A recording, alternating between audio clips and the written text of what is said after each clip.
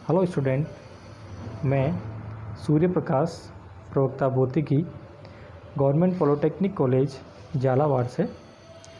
Student, जैसा कि आप सबको पहले से पता है कि सत्र 2020-21 से पॉलिटेक्निक सिस्टम में जो हमारे पहले ईयरली सिस्टम चलता था, यानी कि आपके फर्स्ट ईयर का 1 साल का जो एग्ज़ाम होता था, अब उसको ईयरली सिस्टम को सेमेस्टर सिस्टम में क्या किया, कन्वर्ट कर दिया गया है। ठीक है, तो उसके अकॉर्डिंग जो है सिलेबस जो नया है वो डेवलप कर लिया गया है और वो बीटीआर की जो साइट है उसके ऊपर आपको वो सिलेबस मिल जाएगा। ठीक है, तो उस सिलेबस के अंदर क्या है कि जो ईयरली सिलेबस था उसके कुछ टॉपिक्स को हटा के कुछ नए टॉपिक जोड़ दिए गए हैं। ठीक है, और जो पहले से चल रहे हैं टॉपिक्स वो भी उसके अंदर इंक्लूड किए गए हैं।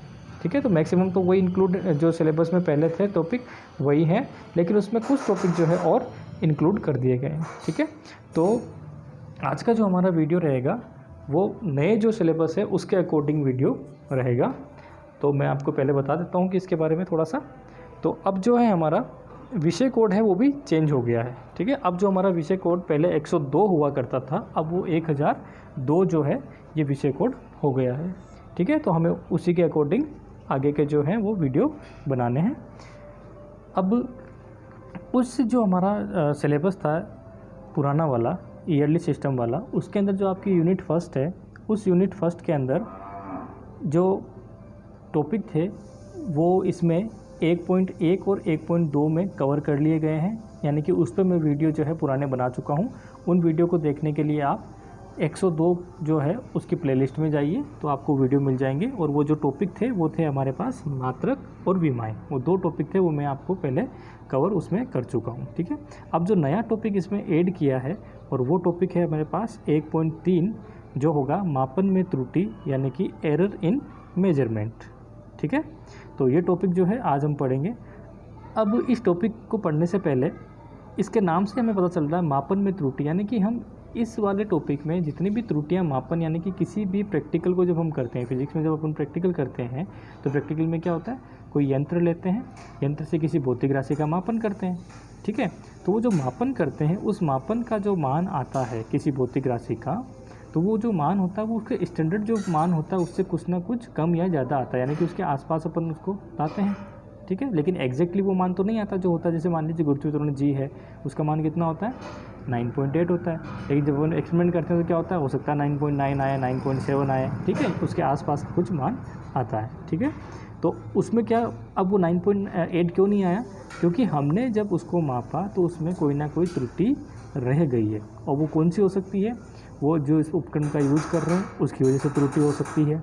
ठीक है, या हम जब एक्सपेरिमेंट कर रहे हैं तो उसमें हमने कोई त्रुटि कर दी है, या क्या हो सकता है कि जो वातावरण जिसमें अपन कर रहे हैं, ठीक है, वहाँ सपोज करिए कि उसका टेम्परेचर है उस पर डिपेंड कर सकता है, आर्द्रता कितनी है हवा में उस पर निर्भर कर सकता है, तो जो वातावरण है उस पर भी जो है निर्भर करता है ये सब चीज़ें। ठीक है, तो इस प्रकार से इसको बहुत तरह की जो है उसमें प्रकारों में बांटा गया है और उसी के बारे में आज हम अध्ययन करेंगे। उनके डेफिनेशंस क्या होगी, ठीक है, उनको दूर करने के लिए क्या करना पड़ सकता है। ठीक है, ये सारी चीज़ें हम आज उस पर देखेंगे।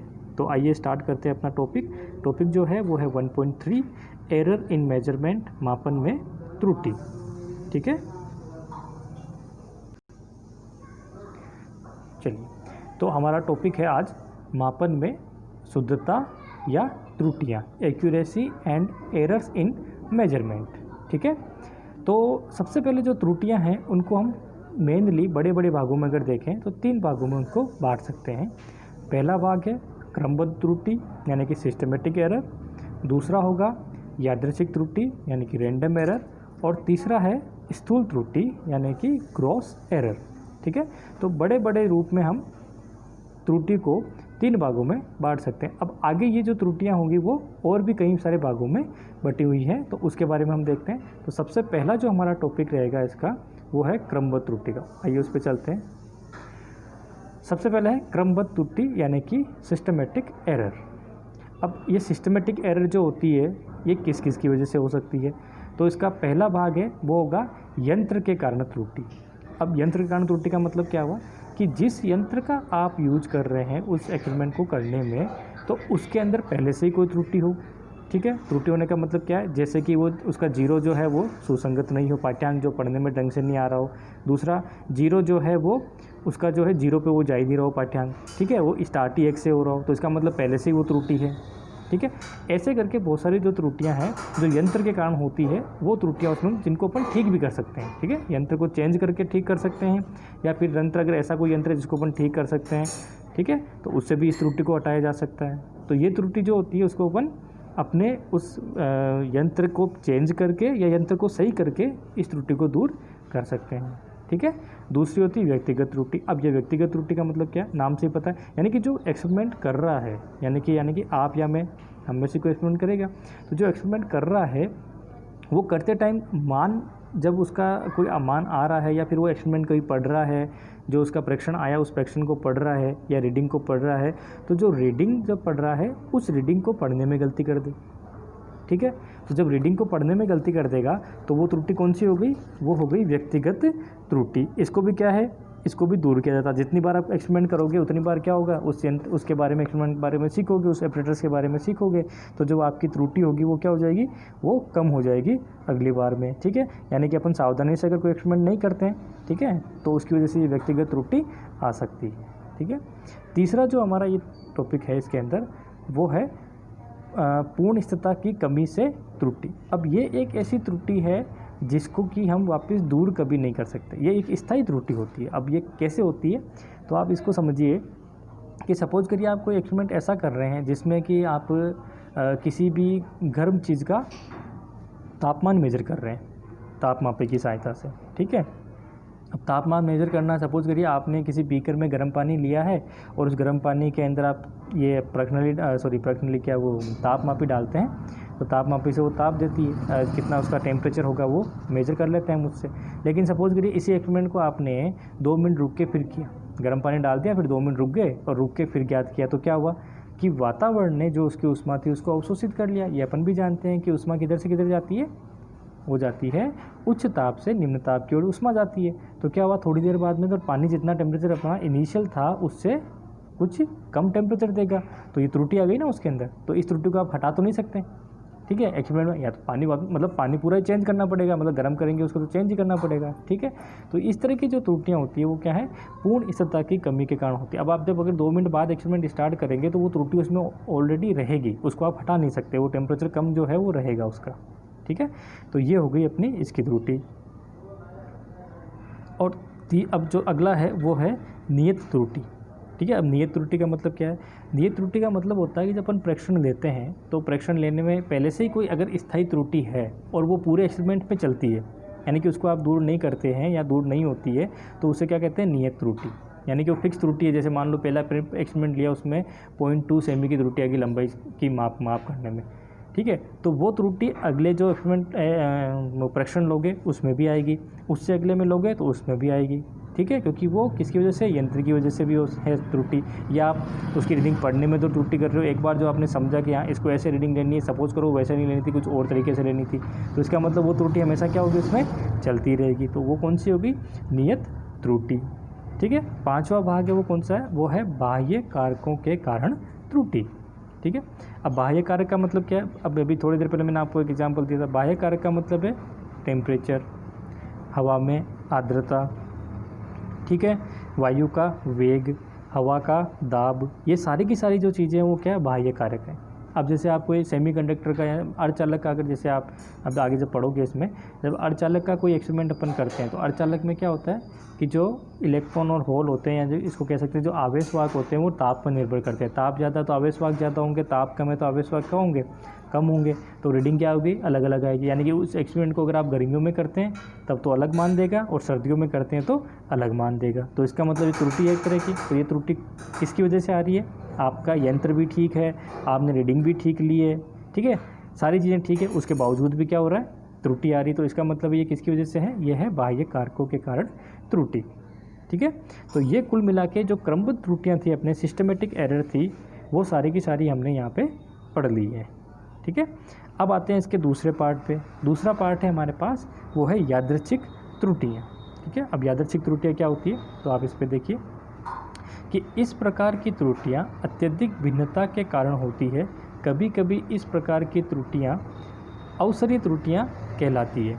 यदि कोई व्यक्ति अपने पाठ्यांकों की पुनरावृत्ति करे तो अंकगणितीय माध्य के द्वारा कम करके शुद्धतम मान प्राप्त किया जा सकता है। ठीक है, अब इसका मतलब क्या है?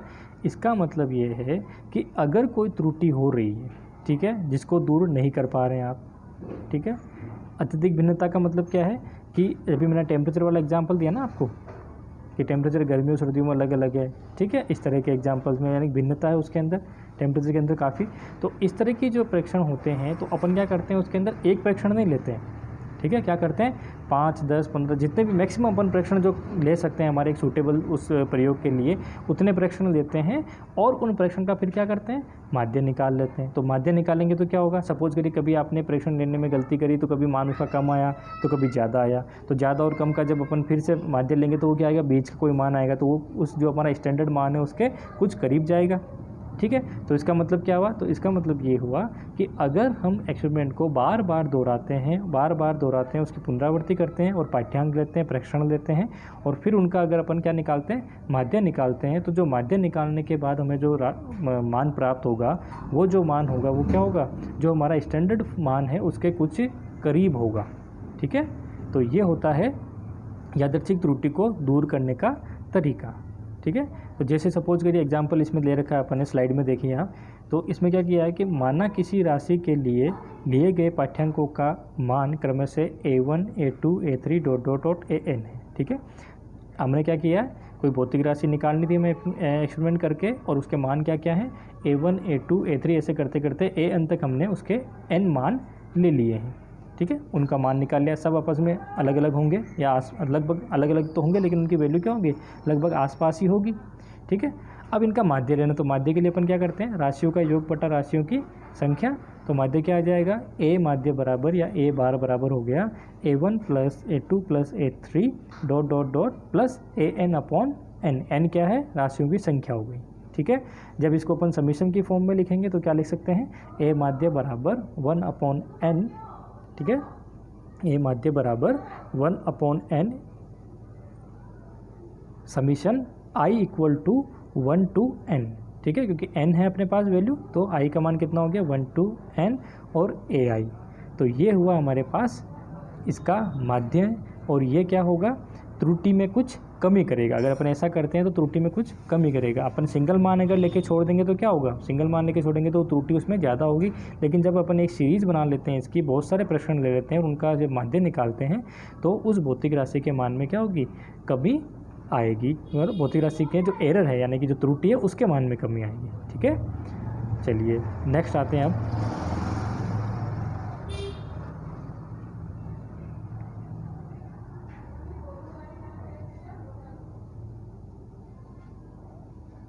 नेक्स्ट है स्थूल त्रुटि यानी कि ग्रॉस एरर। अब ये ग्रॉस एरर क्या होती है, तो इसको देखिए आप कि व्यक्ति की असावधानी के कारण मापन में जो त्रुटि हो जाती है वह संपूर्ण अथवा स्थूल त्रुटि कहलाती है। अब व्यक्ति की असावधानी मैंने आपको बहुत सारे इसमें बताए हैं, ठीक है। रीडिंग लेने में गलती कर देता है, पाठ्यांक पढ़ने में गलती कर देता है, ठीक है, उस उपकरण को अच्छे से प्रयोग नहीं करता है, या फिर कई चीज़ें ऐसी होती है कि आपको उसमें परीक्षण जो है, या फिर उसको जैसे मान लीजिए दोलन का मान अगर एक एग्जांपल लें तो दोलन जब कराते हैं तो क्या होना चाहिए, दोलन में जो आपका एम्पलीट्यूड होता है, आयाम होता है, वो कम होना चाहिए, अपन अधिक आयाम दे देते हैं, ठीक है। तो इस वजह से क्या होती है, बहुत सारी त्रुटियाँ आ जाती है। तो इस तरह की जो त्रुटियाँ होती है वो किस में होती है, स्थूल त्रुटियाँ कहलाती है। इसके कारण क्या हो सकते हैं, तो इसमें आप देखिए कि पहला है उपकरणों का समायोजन किए बिना पाठ्यांक लेना। समायोजन का मतलब क्या है कि आप उसका जीरो सेट नहीं करते हैं, उससे पहले ही प्रैक्टिकल करके उसका पाठ्यांक ले लेते हैं, ठीक है। गलत तरीके से पाठ्यांक लेना, तरीका जो आपको उस किसी भी जैसे मान लो अल्पतमांक बताया गया है वो गलत निकाल देते हैं, ठीक है। कहा गया कि इसको अंदर से जैसे मान लो किसी प्रैक्टिकल को अपन कर रहे हैं टेम्परेचर में, जैसे सपोज कि टेम्परेचर मेजर करना है, प्रश्न को उल्टा लगा दिया, ठीक है, यह हो सकता है ना, मतलब, ठीक है। तीसरा क्या हो सकता है, पाठ्यांक को लिखते समय गलत लिख देना। अब ये भी है कि होता है कि बोला क्या कि आया 2.4 लिखा कितना 2.3 या 4.2 लिख दिया, तो ये भी हो सकता है उसमें। तीसरा, गणना में पाठ्यांक का मान गलत रख देना, तीसरा क्या है कि जब आप इसका एवरेज ले लगा के जब किसी फॉर्मूले में रख के गणना करते हैं, ठीक है, उस भौतिक राशि के लिए, ठीक है, वो भौतिक राशि के लिए गणना की, उसके अंदर पाठ्यांक आपके कुछ और आ रहा है, आपने कुछ और लिख दिया उसके अंदर, तो भी क्या होगा, त्रुटि आ जाएगी ना। तो ये जो त्रुटियाँ होती है ये मैक्सिमम कौन करता है, ये सारी की सारी त्रुटियाँ जो स्थूल त्रुटियाँ होती है वो करता है जो एक्सपेरिमेंट करने वाला होता है वो, ठीक है। तो इन सब चीज़ों का हमें जब भी एक्सपेरिमेंट करें तब इनका ध्यान रखना चाहिए, ठीक है। फिर आते हैं, ये तो थी मेन जो त्रुटियाँ होती है वो। अब आती हैं आपके कुछ न्यूमेरिकल्स, कई बार आपके आएंगे वो जो त्रुटियाँ होती है, अन्य कुछ त्रुटियाँ उन पे आते हैं अपन, ठीक है। ये एक तरह की यादृच्छिक त्रुटियाँ ही होती है जिनको अपन दूर कर सकते हैं इस तरह से, या उनका मान अपन निकाल सकते हैं, ठीक है। तो अन्य त्रुटियों में जो अपना पहला टॉपिक है वो है निरपेक्ष या परम त्रुटि, ठीक है, जिसे अपन इंग्लिश में कहेंगे एब्सोल्यूट एरर। वो क्या होती है, तो वो आप देखिए इसकी डेफिनेशन से कि किसी भौतिक राशि के वास्तविक तथा परीक्षित मान के अंतर को परम त्रुटि कहते हैं। क्या मतलब है इसका, कि एक तो भौतिक राशि का वास्तविक मान होता है, स्टैंडर्ड वैल्यू होती है, ठीक है, जैसे मैंने आपको बताया था g बराबर 9.8 मीटर पर सेकंड स्क्वायर, तो इसकी क्या है, ये इसकी वास्तविक वैल्यू है। अब जब हम इसका मान निकालेंगे तो क्या करेंगे, इसको बोलेंगे परीक्षित वैल्यू या जो प्रेक्षण देते हैं, ठीक है। तो जो प्रेक्षण उसके मान होंगे वो कुछ अलग आएंगे इनसे, ठीक है। तो वास्तविक से प्रेक्षित मान कितना अलग आया वो क्या हो जाएगा, इसकी परम त्रुटि, यानी कि अपने आया 9.7, ठीक है, और मान कितना है वास्तविक 9.8, तो 9.8 माइनस 9.7 बराबर कितना है 0.1, तो ये 0.1 है, ये क्या होगा, ये इसकी परम त्रुटि या निरपेक्ष त्रुटि होता है, ठीक है। अब इसमें पहला है कि अब इसमें आगे देखते हैं कि यदि A1 A2 A3 ... AN किसी व्यक्ति के द्वारा मापे गए मान हैं तो इसका माध्य शुद्ध मान होता है, ठीक है। तो इसका मतलब क्या है कि अगर हम इसका माध्य ले लेते हैं तो वो क्या होगा, इसका शुद्ध मान होगा, ठीक है। इसमें थोड़ा सा ये है कि इनका जो माध्य होगा वो क्या होगा, शुद्ध मान होता है, ठीक है। तो ये हमने यहाँ पे क्या किया है, ये हमने इसका माध्य लिया, जो AM लिखा है वो क्या है, वो है इसका माध्य, ठीक है। तो क्या करना है, राशियों का योग करना और उसका क्या करना है, उसमें भाग देना, जैसे अपने यादृच्छिक त्रुटि में किया था, ठीक है। या हमें अगर शुद्ध मान निकालना है तो हम क्या करें, हम उसके बहुत सारे प्रेक्षण लें, बहुत सारे प्रेक्षण मान लेके उनको जोड़ के उसमें उसकी संख्याओं का भाग दे देते हैं, तो वो क्या निकल जाएगा हमारे पास, वो आ जाएगा उसका जो A मीन निकलेगा वो क्या होगा, उसका शुद्ध मान, लगभग शुद्ध मान होगा, ठीक है। तो हम हमेशा जब भी प्रैक्टिकल करते हैं तो हमें क्या करते हैं, एक से ज़्यादा मान लेने को कहा जाता है, फिर उनका हम माध्य ले लेते हैं, ठीक है। तो ये हुई इसकी निरपेक्ष और परम त्रुटि। इसका मतलब क्या है कि वास्तविक से कितना कम ज़्यादा है वो क्या हो जाता है, परम त्रुटि या निरपेक्ष त्रुटि हो जाता है, ठीक है। दूसरा है इसके, अच्छा इसके अंदर आगे भी कर रखा है, जैसे इसमें देखें तो किसी राशि के मापन में परम त्रुटि कैसे निकाली, तो हमने क्या किया, सबसे पहले उसका A मीन निकाला, मीन निकाल के उस मीन में से A1 यानी कि पहले मान को माइनस किया, तो वो क्या हो गया, उसकी परम त्रुटि को क्या होगी, डेल्टा A1। शो किससे करेंगे इसको, डेल्टा से, तो डेल्टा A1 क्या हो गया, mean A mean minus A1। Delta A2 निकालेंगे तो क्या हो जाएगा, A mean minus A2। Delta A3 निकालेंगे तो क्या हो जाएगा, A मीन माइनस A3। ऐसे करते करते जब n पे जाएंगे तो डेल्टा AN क्या हो जाएगा, AM माइनस AN, ठीक है। आगे समझ में, AM का मतलब यहाँ क्या है, जो हमने मीन निकाला था वो, ठीक है। और दूसरी बात, एक लाइन ये भी है कि परम त्रुटि क्या होती है, सदैव धनात्मक। इसका मतलब क्या है, हमें इसको मॉड्यूलस में लिखना होता है। या अगर सपोज करिए मान ज़्यादा आ रहा है, 9.8 से आपने मेजर किया वो 9.9 आ रहा है, तो क्या करते हैं 9.8 माइनस 9.9 तो कितना हुआ, माइनस का 0.1। तो इसका मतलब ये नहीं कि माइनस में लेना अपने को, क्योंकि त्रुटि जो है वो क्या है, हमेशा कितना डेविएशन कर रहा है, प्लस माइनस पे अपने को नहीं जाना है, ठीक है। तो वो हमेशा क्या लेनी है, धनात्मक, यानी कि जो अपना वास्तविक मान है उससे 0.1 जो है वो डिफर कर रहा है, जो हमारा मान आ रहा है वो, ठीक है। तो इसको हमेशा क्या लेना है, धनात्मक में लेना है। और इस परम त्रुटि कैसे लिखते हैं, डेल्टा से लिखते हैं, ठीक है। चलिए नेक्स्ट आ गया माध्य परम त्रुटि, ठीक है। अब माध्य परम त्रुटि जो है, उस माध्य परम त्रुटि में क्या हो जाएगा कि माध्य परम त्रुटि का मतलब ये है कि ये थोड़ा सा मैंने यहाँ मिस्टेक कर दी है स्लाइड के अंदर, ये मेन की जगह क्या हो जाएगा, मीन हो जाएगा, ठीक है ना। ये क्या होगा, MEAN, ठीक है, ये हमारा बनेगा मीन, तो MEA और N, ठीक है, ये मीन हो जाएगा यहाँ पे। ये थोड़ी सी जिसे मैंने मिस्टेक कर दी स्लाइड बनाने में, तो ये हो जाएगा हमारा माध्य परम त्रुटि यानी कि मीन एब्सोल्यूट एरर। अब मीन एब्सोल्यूट एरर का मतलब क्या है कि अभी हमने क्या निकाली थी, एब्सोल्यूट एरर यानी कि परम त्रुटियाँ निकाली थी। अब उनका क्या करना है, नाम से पता उनका क्या कर लो, माध्य निकाल लो। तो क्या करना है, किसी राशि के मापन से प्राप्त सभी परम त्रुटियों के परिमाण का माध्य क्या होगा, माध्य परम त्रुटि कहलाता है। ठीक है, आगे समझ में। इसका मतलब क्या करना है, हमें जितने भी इससे पहले जो परम त्रुटियाँ निकाली है उन परम त्रुटियों को जोड़ दीजिए और कितनी है उतना संख्या का भाग दे दीजिए, तो इसका जो माध्य आएगा वो हो जाएगा माध्य परम त्रुटि। ठीक है, और यहाँ पे देखिए एक चीज़ और, डेल्टा ए जो है उसको हमने किस में लिखा है, मोड में। तो इसका मतलब क्या है, हमेशा परम त्रुटियों को धनात्मक मान में ही रखना है, नेगेटिव में नहीं रखना है। ठीक है, तो डेल्टा ए मीन क्या हो जाएगा, डेल्टा ए मीन यानी कि माध्य परम त्रुटि हो जाएगा delta modulus delta A1 plus modulus delta A2 plus modulus delta A3 dot dot dot plus modulus delta AN, n माने इसलिए AN डिवाइडेड बाय n। तो ये जो हो जाएगा हमारे पास आगे अगर इसको सोल्व करेंगे समीशन में तो हो जाएगा माध्य डेल्टा A बराबर 1/n summation i equal to 1 to n mod delta AI।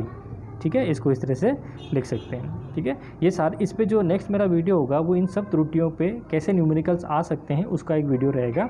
तो अभी आप इन फॉर्मूलोज को देखिए, इनको समझिए कि इनका हमें करना क्या है। ठीक है, नेक्स्ट है अपना, नेक्स्ट आता है फिर आपेक्षिक त्रुटि।